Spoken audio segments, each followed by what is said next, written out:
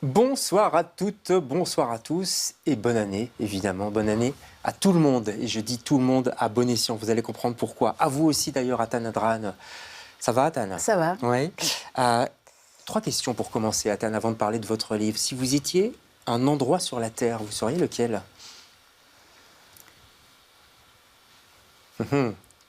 Je serais le Mont Serein, Ah ouais. un petit peu à proximité du sommet du Ventoux. Ouais. Il y a un endroit fait de pierrailles qui serpente. Et à cet endroit, il y a des très très très jolies fleurs. Eh oui. Et j'adore ce contraste entre la fragilité, mais aussi la force de ces fleurs qui poussent parmi ces pierrailles et en compagnie des vents. D'accord. On est donc dans le Vaucluse. Si vous étiez un animal, vous seriez lequel? Je serais un animal quelque part entre chienne et louve. C'est le titre de votre recueil. Ouais, Pas mal. À la fois le sauvage de la louve et à la fois j'aime bien être apprivoisée, ça met du temps, mais il y a quelque chose de très joli dans ce tissage de liens. D'accord. Et si vous étiez une saison? Une saison. Le printemps. Ah oui. On y arrive là, tout doucement. Comme oui, la danse du renouveau, le vert, le très joli vert des arbres. On a déjà beaucoup parlé du monde, de la nature, de l'être humain dans la nature. On va continuer à en parler avec votre livre qui sort des Lucioles et des ruines. Vous êtes l'invité de LCR ce soir.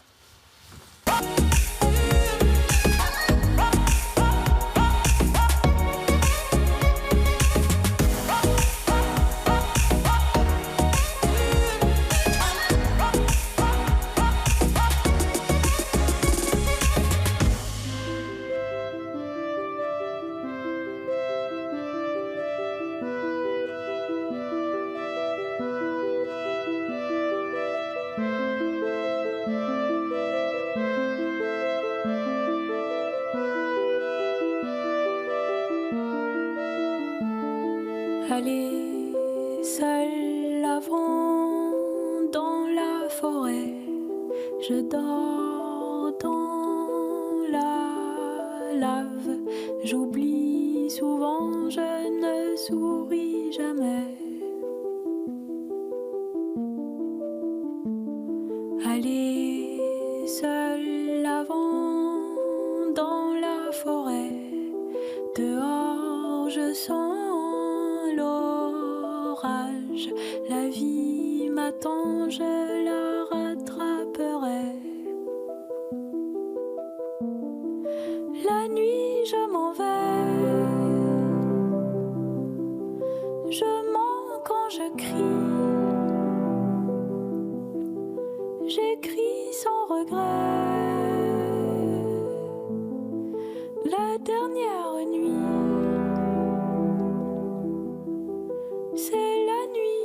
voilà, La nuit, forêt, quelques notes de Laura Cohen. C'est beau, hein, ça peut C'est très joli. Pour commencer. Merci, je connais pas. L'année. Vous ne connaissez pas? Précipitez-vous sur cet album, c'est magnifique. La poésie, Atan, la musique, le chant aussi, c'est un moyen de se connecter au monde, de se reconnecter peut-être aussi. Oui, parce que ça permet d'être dans un contact avec le monde qui n'est pas figé. Et donc d'exprimer ce qu'on éprouve au contact de la forêt par un langage qui ne désanime pas et qui fait intervenir les multiples dimensions du corps, le souffle. Ouais. Il y a des choses qui ne se disent que par le langage du souffle. C'est pour ça que là, vous venez pour nous parler d'un essai, on va dire ça comme ça, mais vous êtes poète, poétesse aussi à la base. Les mots, c'est important? Oui, les mots, c'est important parce que c'est précieux. J'ai beaucoup de difficultés avec les mots, donc les mots... Ah oui? Oui. Les mots prennent vie au contact des environnements, au contact des expériences. Et donc, pour qu'un mot ait du sens, il doit avoir beaucoup voyagé. Il doit se frotter un petit peu. Oui, il doit se frotter aux éléments, ouais. Il doit se frotter aux sonorités, aux odeurs. Ouais. Mais comme nous, finalement, parce que votre livre, il parle de ça, en fait, de la distance qui s'est installé de plus en plus entre l'humain et le monde vivant, ça vient d'où, cette distance? Depuis qu'on se dit Homo sapiens, il y a nous, et puis alors il y a le reste du monde. Le creuset est de plus en plus fort, j'ai l'impression. Oui, le creuset est de plus en plus fort. Et on parlait des mots, et justement, le langage, c'est merveilleux. Là, on utilise le langage verbal, mais une diversité d'êtres qui peuplent la planète n'utilise pas le langage verbal de la manière dont nous l'utilisons, et s'exprime avec d'autres gestuels, avec des danses, avec des mouvements. Et donc, on en oublie ces autres manières aussi d'habiter la Terre. On croit que le mot, c'est supérieur. Nous, on a le mot, alors on est au-dessus du reste. On a la parole, je veux dire, plutôt. Oui, on a des tas d'autres outils extrêmement puissants pour imposer à la diversité des manières de s'exprimer une puissance qui en vient à supprimer les autres possibilités de chanter. Je vais relever une phrase de votre livre qui dit beaucoup, je trouve. Désastres écologiques, désastres relationnels, désastres économiques. Ces effondrements et saccages hantent nos actualités. Il arrive aussi qu'au sein de ce que l'on pense totalement sec et éteint survivent des graines du possible, des braises de rêve, des sources en dormance. Dans le désert, il y a de la vie et des oasis. Ce sont des petites victoires. C'est quoi ces petites victoires qui nous font espérer tout de même? Parce que sinon, alors, autant suicider tout de suite, quoi. Ouais. Oui, c'est ça. Et c'est important de souligner que les désastres écologiques, ils sont tant au niveau de ce qu'on nomme habituellement l'environnement, qu'au niveau des sociétés, et qu'aussi au niveau de nos imaginaires, de notre psyché. Ouais. Et donc, toutes les manières de réactiver, de réensemencer ces désastres, ces émiettements de monde, au profit d'un seul monde et d'une monoculture aussi de l'imaginaire. C'est chaque fois des percées qui sont signifiantes parce qu'elles sont contagieuses et que ça redonne souffle là où effectivement il est facile aussi, au vu de l'actualité, de sombrer dans une noirceur sans fond. Et là, la fiction peut nous aider. Il y a des personnages de fiction qui vous accompagnent dans ce livre, qui nous accompagnent aussi, nous, lecteurs, lectrices. Par exemple, Elzéar Bouffier. Alors, Elzéar Bouffier, quel nom tout de même. C'est ce fameux berger solitaire qui plante des milliers d'arbres. On va voir la couverture. C'est L'homme qui plantait des arbres de Jean Giono, évidemment, pas très loin de la région dont on parlait tout à l'heure. Vous dites qu'il a été un allié fiable. Fiable en quoi dans votre démarche? Oui. Elzéar. J'ai longtemps habité la Provence, du côté du Mont Ventoux. Donc forcément, c'est un livre qu'on trouve dans toutes les chaumières. Donc voilà, je ne connaissais pas et j'étais curieuse de découvrir cet univers. Et puis après, moi je travaille avec des enfants, j'ai testé ce livre avec des enfants à Bruxelles, avec d'autres livres comme Wangari Maathai, qui elle plantait des millions d'arbres. En compagnie d'autres femmes, et on a là une véritable révolution sociale. Voilà. Donc c'est réinsuffler des bouffées de courage, mais aussi ce qui est intéressant, c'est que Elzéar Bouffier, il est activé.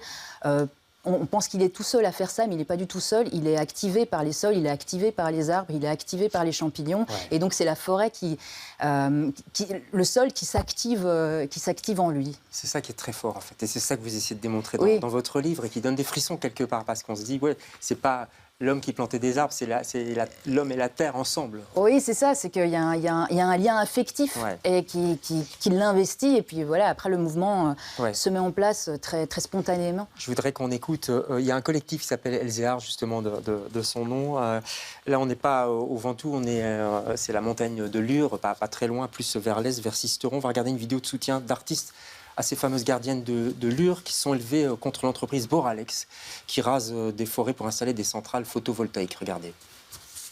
Depuis les Alpes de Haute-Provence, la montagne de Lure lance aujourd'hui un cri. Elle est en très grand danger. Des industriels sont en train de commettre sur ses flancs, avec la complicité des services de l'État, le plus profond des outrages. Celui qui laisse des traces indélébiles, celui qui signe la plus irréversible des violences. Des multinationales dénudent la montagne de Jean Giono. Lui qui parlait d'elle comme d'un constant appel de lignes, de couleurs, de sons, de parfums, vers l'héroïsme et l'ascension. Lure, calme, bleu, domine le pays, bouchant l'ouest de son grand corps de montagne insensible. Que dirait le poète, infatigable rêveur de la montagne de Lure, s'il voyait les industriels s'accaparer 1000 hectares de sa forêt aux 1000 essences, saccageant ce trésor de biodiversité. Arrachant et dévastant les habitats d'une centaine d'espèces protégées. Lui qui a peint ce patrimoine fécond, avec ces mots, le talus qui borde ma route est plus riche que l'Océanie. Voilà, qu'est-ce qu'ils sont beaux les mots de Jean Giono tout de même. Ouais, ça me touche très fort que vous passiez cet extrait. Il est gratté dans la documentation. On n'a plus beaucoup de temps malheureusement. Je voudrais qu'on voit peut-être la photo de Robinson Crusoe. C'est un autre personnage qui vous a inspiré aussi. Robinson Crusoe et surtout le livre Vendredi ou les limbes du Pacifique, c'est Michel Tournier, qui explique vraiment bien cet homme qui se retrouve au milieu de la nature. Au début, il pense qu'il est seul. D'ailleurs, il doit tout recommencer. C'est très très fort. On trouve tout ça dans votre livre. On n'a plus beaucoup de temps malheureusement, mais je voudrais qu'on vous entende. Parce que vous écrivez, vous êtes poétesse et vous écrivez tout, vous m'avez dit. Donc allez-y. Nous changeons les verrous qui emmurent nos murmurations en des verrous, des horizons possibles, des poèmes existentiels faits de vers ouverts aux diverses calligraphies de la terre. Nous essayons à cheminer depuis nos vulnérabilités, nos fragilités, nos mondes perdus. Nous collons oreilles contre terre, museau contre arbre. Nous nous allions aux castors, aux logiques de champignons. À proximité du mycélium, nous nous apprenons à penser par le milieu, en plusieurs endroits à la fois. Ici, avec les enfants bruxellois, là-bas, avec les enfants de Kinshasa. Merci. Voilà un petit extrait de ce texte qu'on peut retrouver dans Des Lucioles et des ruines. 4 récits pour un éveil écologique. Vous parlez aussi du Petit Prince. C'est extrêmement dense. Vous êtes docteur en philosophie, donc poète et chanteuse aussi, musicienne. Ouais. Peut-être qu'on se souvient du groupe Artère. Ouais. Ça existe encore d'ailleurs, ce groupe Disons qu'il y a plusieurs artères qui font leur chemin, je pense. D'accord, comme dans le corps. Voilà. Comme dans le cœur humain. Ça, c'est publié au Pommier et il me reste très peu de temps. Ça passe vite avec vous, hein, c'est bon signe. Pour montrer Très mort, ça c'est un recueil de poésie. Magnifique également. On est un peu dans la même thématique tout de même. Et puis chez L'Ami Roi, Entre chienne et louve. Tiens, les deux animaux entre lesquels vous hésitiez. Qui dansent ensemble, oui. Ouais, dans les failles du Ventoux. On peut trouver ça dans les librairies. Vous savez, la petite collection Opuscule qui est magnifique. Et ça, c'est chez Chloé Delis.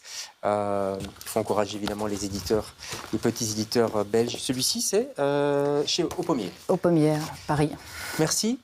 Vous retournez là-bas, du côté du Mont Ventoux Non, pas tout de suite. Je vis et travaille à Bruxelles, donc mais j'espère que le printemps pourra J'imagine m'accueillir. qu'on va vous voir filer au printemps. Merci Atane d'être passé chez nous. Merci David. Avec pour cette plaisir. On se invitation. retrouve demain avec d'autres invités. Bonsoir.